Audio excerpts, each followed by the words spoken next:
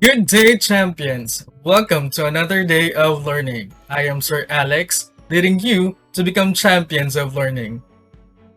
Today's lesson will be about the characteristics, the processes, and ethics of research. Before we move on to our lesson for today, let us celebrate the milestones of your learning.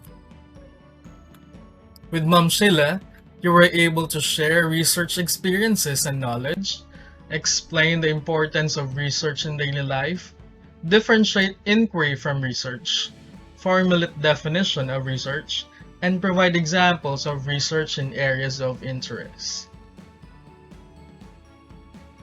Today's lesson will be about the following.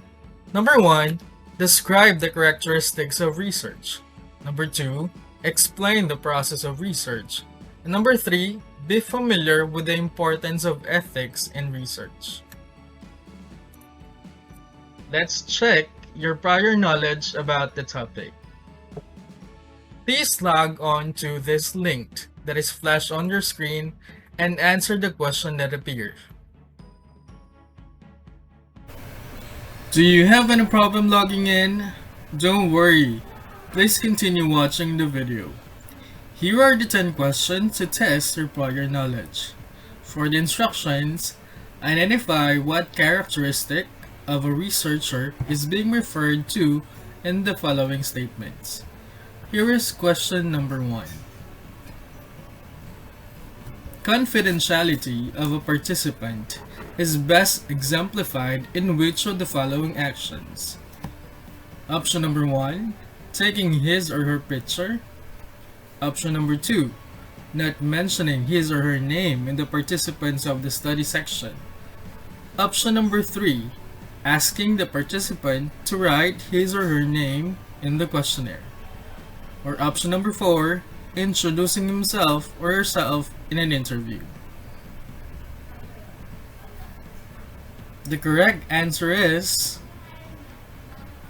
option number 2, not mentioning his or her name in the participants of the study section.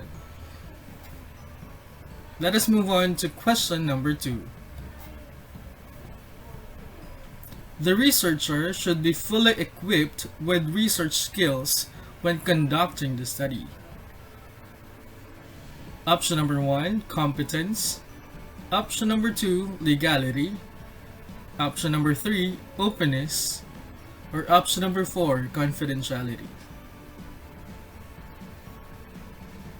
The correct answer is option number 1, competence. Question number 3. An experienced researcher should impart knowledge to his or her students. 1. Responsible publication. Number 2. Respect for colleagues. Option 3. Social responsibility. Or number 4. Non-discrimination. The correct answer is option number 3. Social responsibility. Question number 4. All the data to be reported should include all facts and accuracy. Option 1, competence. Option 2, honesty. Option 3, care. Or option 4, objectivity. The correct answer is option number 3, care. Here is question number 5. Informed consent for a participant is best exemplified in which of the following questions? Option 1, talking to him or her privately. Option 2, surprising him or her with a questionnaire. Option 3, writing him or her a letter. Or option 4, using a Padrino system. The correct answer is option 3, writing him or her a letter. Let us now move on to question number 6. The researchers should accept all comments and considerations. Option 1, openness. Option 2, non-discrimination. Option 3, respect for intellectual property. Option 4, responsible mentoring. The correct answer is option 1, openness. Question number 7. When a paper is already submitted to a publication, no submission to another should be done. Option 1, responsible publication. Option 2, care. Option 3, objectivity. Option 4, legality. The correct answer is responsible publication. Question number 8. The researcher should ensure that the participants will not be adversely affected by the research and its results. The correct answer is option 4, human subjects protection.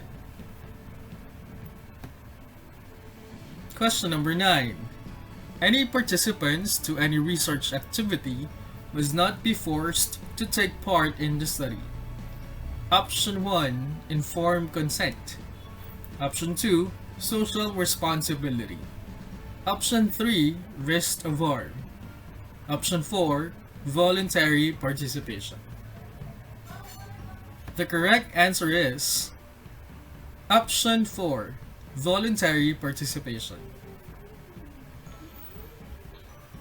Question number 10. Whatever agreed upon by the participants must be actualized. Option 1, social responsibility. Option 2, integrity. Option 3, responsible publication. Or option 4, legality. The correct answer is option number 2, integrity. Over 10, what score did you get? Did you enjoy the quiz? I'm glad you did. Let us now move on to our lesson for today. We'll be having the following: the characteristics of research, the process of research, and the ethics of research. Let us now move on to the first topic, the characteristics of research. And those are the following. Number 1, it has to be systematic. In other words, it must be methodical or procedural. It must follow a step-by-step process and applying the right method. Number 2, it has to be objective. It must be based on facts or data, and it's something invented. Number 3, it has to be empirical, meaning to say, it has to be based on direct experience or observation. Number 4, it has to be logical. It must be based on valid procedures and principles. Number 5, it has to be cyclical. It starts with a problem and ends with a problem. That's why you can also check the recommendations of existing research, and there you can find a problem. Number 6, it has to be analytical, meaning to say it must have or it must utilize procedures. Number 7, it should be critical. It must exhibit careful and precise judgment. Again, it must be based on data. Number 8, it has to be accurate. And when you say accurate, it must give correct data. Number 9, it has to be timely. It must work on a topic that is fresh, that is new, and interesting. In our setting or current situation, it can be about the COVID-19. It can be about the modular distance learning, and also the challenges that teachers and students are facing. Number 10, it has to be relevant. In other words, it can be an instrument to improve the situation, to improve society. If not solve the problem, then it can alleviate the problem. And number 11, it has to be replicable, meaning to say results can be compared. So once again, these are the characteristics of research. Systematic, objective, empirical, logical, cyclical, analytical, critical, accurate, timely, relevant, and replicable. Let us now move on with the characteristics of a researcher. So it can be summarized into this acronym. A researcher should be research-oriented, should be efficient, should be scientific, should be effective, should be active, should be resourceful, should be creative, should be honest, and should be economical, and lastly, should be religious. The question now is, which among these characteristics of a researcher do you already possess?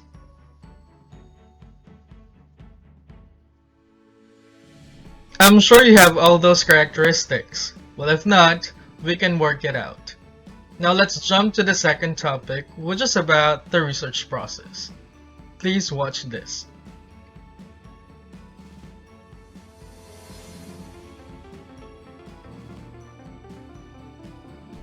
Research is such a vast area that sometimes it is hard to know where to start. A good way to think of research is as a process. There are several steps in this process, and in reality, it is not linear. It helps to visualize it as an iterative cycle at any step of the process. Research process begins with the formulation of a research problem. You scope out and identify the topic you wish to research, specify the problem, and justify the importance of studying it. Then review of the literature to evaluate the theory that has been written about the topic in order to understand what has already been done, what ideas are already out there, who the experts in the area are, and the major publications in the field that you will need to cite. Most importantly, it allows you to identify the major gaps and where your research fits into this. You then develop the research questions, aims, hypotheses, or the theoretical and conceptual framework. This is a tentative answer or direction in which you believe the research will go. It provides a lens for how you will explain findings, as well as a structural map for your research journey. Then you form the research design.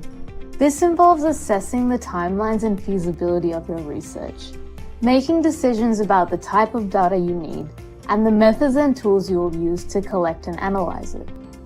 You'll need to decide on which research approach you will use, whether that be quantitative, qualitative, or mixed method. If you are doing primary research that involves participants or animal testing, or looking into potentially sensitive information in secondary sources, ethics approval will need to be obtained prior to conducting your research. The data collection stage involves taking measurements, observing, or gathering information, often in carefully controlled situations. Once you have all your data, you analyze and interpret your findings to identify themes or patterns. Discuss the findings and draw conclusions by evaluating your original hypotheses, aims, framework, and the research questions, with reference to the evidence in the published literature. The final step is reporting your findings. Remember, the only way that research gets disseminated or translated into action is by you telling the research community and the wider community about your findings.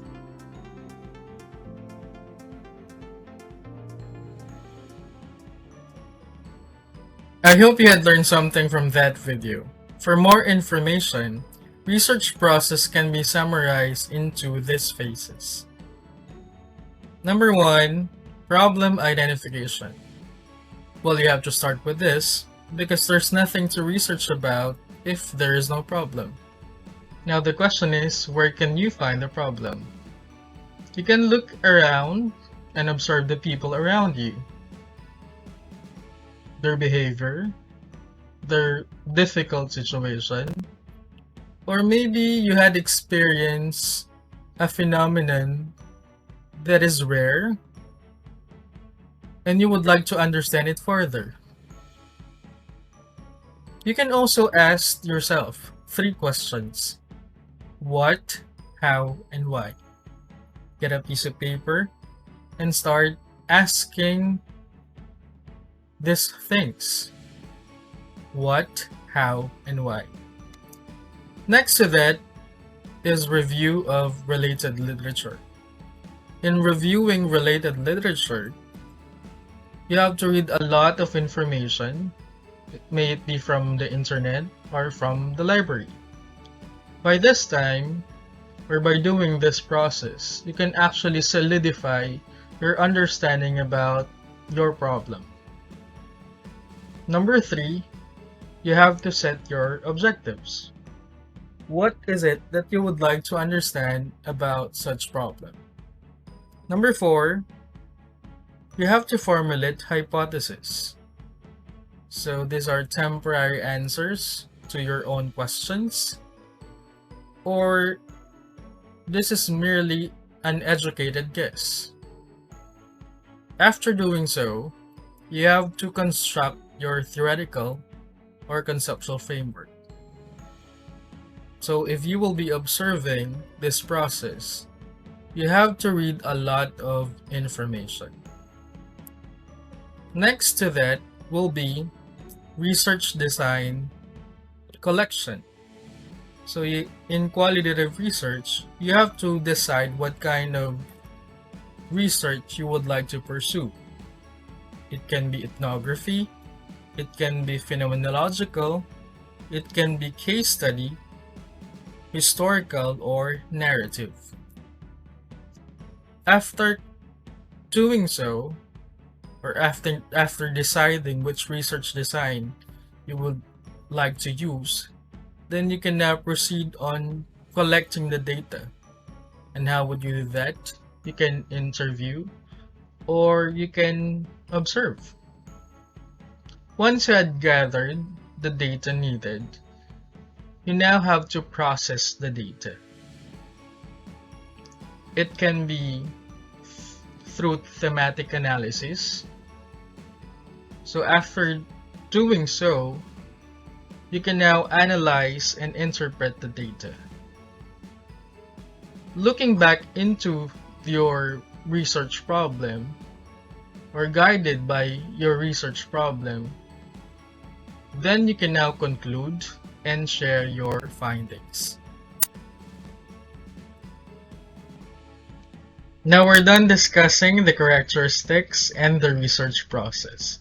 Let us now move on to your module.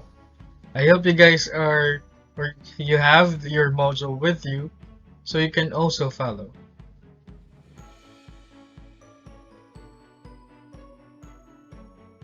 Answer activity number 1, and that is to prepare a written report on the research process, and you have to use references for substantial and detailed paper. Next to that, you also have to answer activity number 2 with the questions: in conducting a study, why is it important to take note of the following? A. Characteristics of research. Letter B. Characteristics of a researcher. Number 2, is the observance of ethics important in research? Why? And number 3, a research can be replicated but not the findings. Why? We are now moving forward to the third topic. This is ethics and research.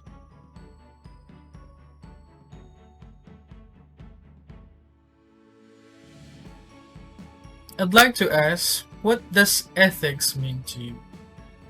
Now, to respond to this question, kindly scan the code or click this link that is flashed on your screen right now.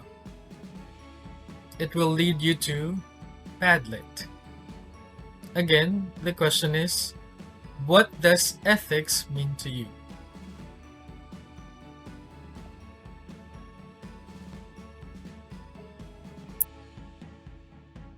I would like to acknowledge some students who were able to respond to such linked, and I'll be reading some of their answers. For them, or for Lars Jamie Ricalde of UMS 11A, ethics is the philosophical study of moral values and rules. It concerned with what is good and bad for individuals and society. For Shelo May Moro, research ethics are moral principles that guide researchers to conduct and report research without deception or intention to harm the participants of the study or member of society as a whole, whether knowingly or unknowingly.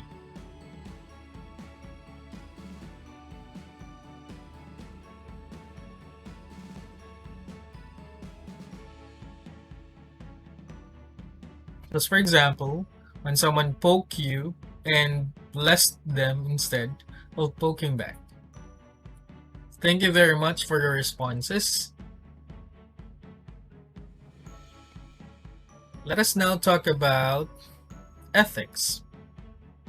Ethics is based on well-founded standards, or right and wrong, that prescribe what humans ought to do, usually in terms of rights, obligations, benefits to society, fairness, or specific virtues.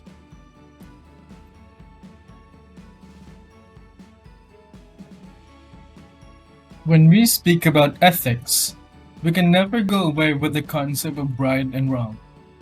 But how do we say that an act is right and that an act is wrong? To make that even more complicated, take a look at these examples. Do you abort your child with Down syndrome? Number 2, is a salesperson ethically obliged to reveal his product's core weakness? Or number 3, when you're desperate, is it worth lying to land a job? Or number 4, is there ever justification for hiding money from your spouse? And number 5, if you're terminal or dying, do you ever have an obligation to end your life? These situations are called ethical dilemma. Ethical dilemma are situations in which there is a difficult choice to be made between two or more options, and neither of which resolves the situation in a manner that is consistent with accepted ethical guidelines. Now, in these situations, or in an ethical dilemma situation, you can resolve the problem by looking into 3 things. The following approaches to solve an ethical dilemma were deduced. Number 1, refute the paradox or dilemma. The situation must be carefully analyzed. In some cases, the existence of the dilemma can be logically refuted. Or you can also do number 2, which is value theory approach. In here, you have to choose the alternative that offers the greater good or the lesser evil. And number 3, you have to find alternative solutions. In some cases, you have to find the problem, or the problem can be reconsidered and new alternative solutions may arise. After discussing the approaches to solve ethical dilemmas, let us go back to these situations. How would you respond to these questions? For discussion, I'd like you to tap your parent, your sibling, or any family member and share your thoughts about this. When it comes to research, you may also experience ethical dilemmas. In such situations, my advice would be to stick with research ethics. Research ethics are guidelines for the responsible conduct of research, which educates and monitors researchers to ensure high standard. It promotes the aim of research, such as expanding knowledge, and supports the values required for collaborative work, such as mutual respect and fairness. Let us now move on to the general basic principles in research. Each basic principle is spelled backwards, so I'd like you to unscramble them. Are you ready? Let's have the first one. The word is, right, the word is honesty. As researchers, we have to strive for honesty in all scientific communications. Honestly report data results. Do not fabricate, falsify, or misinterpret data. The next basic principle. Very good. The word is objectivity. Strive to avoid bias in experimental design, data analysis, data interpretation, peer review, and others. Can you make a guess for the third word? Very good. The word is integrity. To show integrity, you have to keep your promises and agreements. Act with sincerity. Strive for consistency of thought and action. Can you make a guess for the fourth word? The word is... Alright, the word is carefulness. Avoid careless errors and negligence. Carefully and critically examine your own work. Keep good records of research activities. Moving on to the next word, we have... That is correct. The word is openness. Share data, results, ideas, tools, and resources. Be open to criticism and new ideas. Let's jump to the next word. Okay, the word is... You got it. The word is confidentiality. All information collected in a research project should remain confidential. Next word. This is easy. That's it. It's respect. Particularly respect for intellectual property. Honor patents, copyright, and other forms of intellectual property. Do not use others' data, methods, or results without permission. Give credit where the credit is due, and give proper acknowledgement or credit for all contributions to research, and never plagiarize. The next word we have... Good job. The word is social responsibility. Strive to promote social good and prevent social harms through research, public education, and advocacy. You're getting there. Let's have the next word. This is... You got it. The word is non-discrimination. Avoid discrimination on the basis of one's sex, race, ethnicity, and other factors. Can you try this one? The word is competence. Maintain and improve your own professional competence and expertise through lifelong education and learning. Take steps to promote competence in science as a whole. Following competence, we have this word. You guessed it right. It's legality. Know and obey relevant laws and institutional and governmental policies. Can you make a guess for this word? Excellent. The word is Animal care. Show proper respect and care for animals when using them in research. Do not conduct unnecessary or poorly designed animal experiments. The last word is, you got it, the word is protection, or particularly human subjects protection. When conducting research on human subjects, minimize harm, increase and maximize benefits. Respect human dignity, privacy, and autonomy. Let us have a rundown of the general basic principles in research. Honesty, objectivity, integrity, carefulness, openness, confidentiality, respect for intellectual property, social responsibility, competence, legality, animal care, and human subjects protection. Do you have any question? Alright. For more information, please watch this video.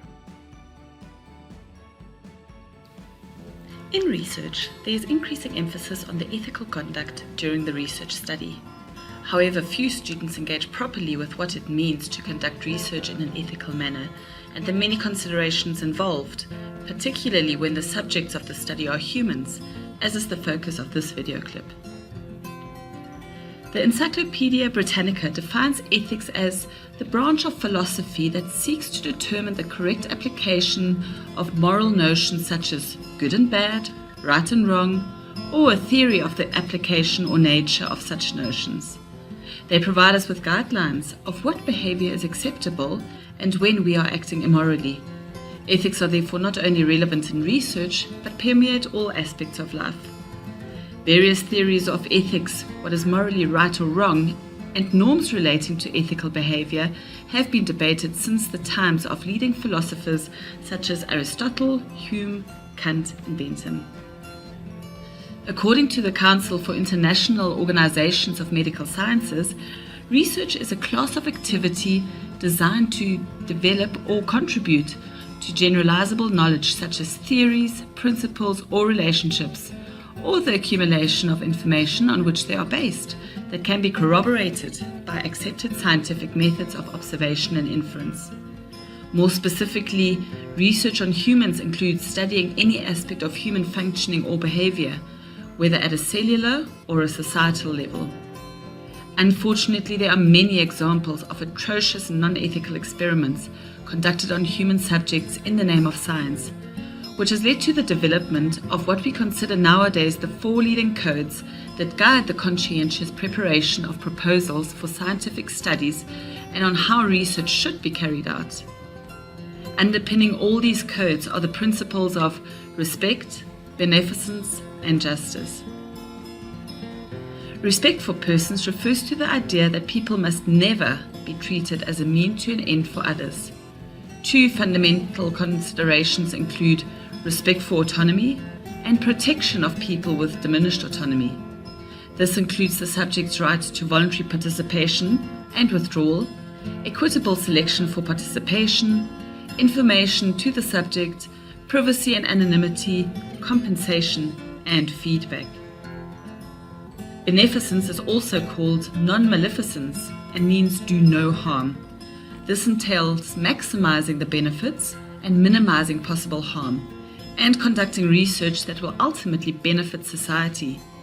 Doing so requires a good research design, competent investigator, and exercising utmost caution to ensure a favorable balance of risks and benefits, even if it means having to terminate an experiment in the interest of protecting the subject or society. Justice refers to the ethical obligation to treat each person in accordance with what is morally right and proper, and to give each person what is due. This includes the subjects and the sponsors. Distribution of the researcher's benefits and sharing the burden of research is also encompassed in this. These components that feed into the fundamental ethical principles form part of any application for ethical approval of a research project involving humans. As in the words of the Chinese teacher and philosopher Confucius, do not do to others what you do not want to have done unto yourself. For more information on conducting ethical research using human subjects in South Africa, please consult the following sources.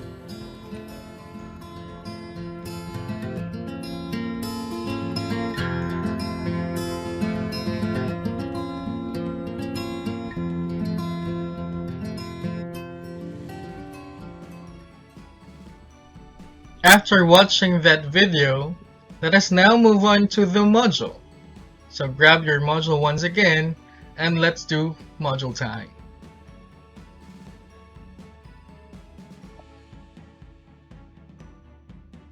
Accomplish the following. After watching a video regarding research ethics, write a reflection about it. Next, you also have to do what's more. So you have to read and analyze, read the article given in the module, and answer the questions that follow. The questions are the following. Number 1, based on the article, how will you define ethics in research? Number 2, do you think it is unethical to use in the conduct of the research experiments on SARS-CoV, infection, and transmission instead of animals? Why? Explain your answer. Number 3, if you were a part of the research team conducting such phenomenon, what will you do to correct the unethical feature of the experiment? You also have to accomplish what I have learned. You are now on the last part of the module. Answer the following questions briefly and write it on the space provided. Why is it important for a researcher to follow the steps or the step-by-step process in conceptualizing and conducting research? Number 2, how will you explain this definition of research? Research is a continuous undertaking of making known the unknown. Elaborate your answer on this. That's not all, you still have another one. What I can do. In writing a good research, why is it important to be guided with the 3 topics discussed in this lesson? The characteristics, the processes, and ethics of research.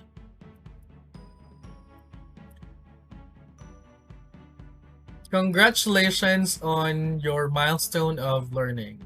You are now on the last part of this lesson, which is the assessment.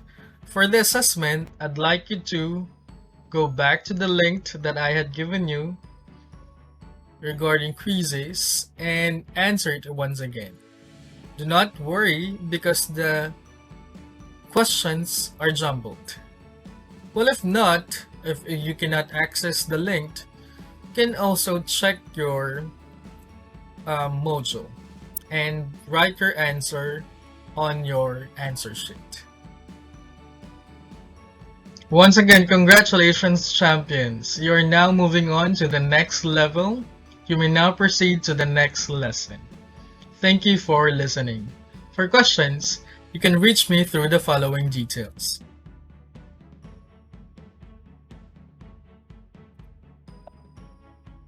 Thank you for listening. This has been Sir Alex, leading you towards to become champions of learning.